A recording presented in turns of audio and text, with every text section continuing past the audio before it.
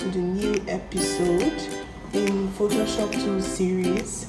So we are getting close to the end of this series. I hope you're enjoying it. So in this episode, I'll show you the hand tool, which is really easy to use. The hand tool, when you zoom in, you're cropping your image, you can just zoom it, and you're zooming and you can't zoom out immediately.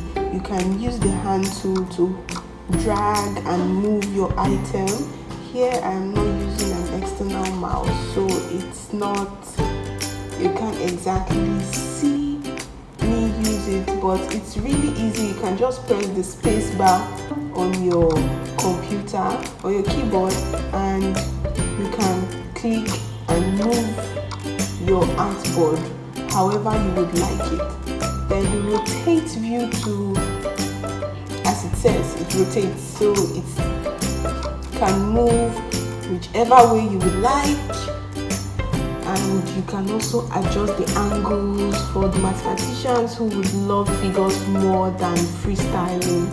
You can just flip the angles, type in a particular angle you would like, and there you have it. It will automatically be rotated how you would want it to look like.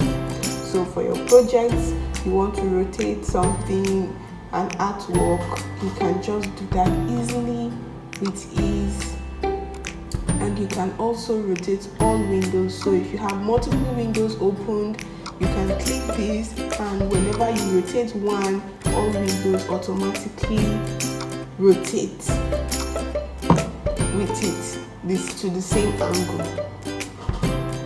So that is that. See you in the next episode. Bye.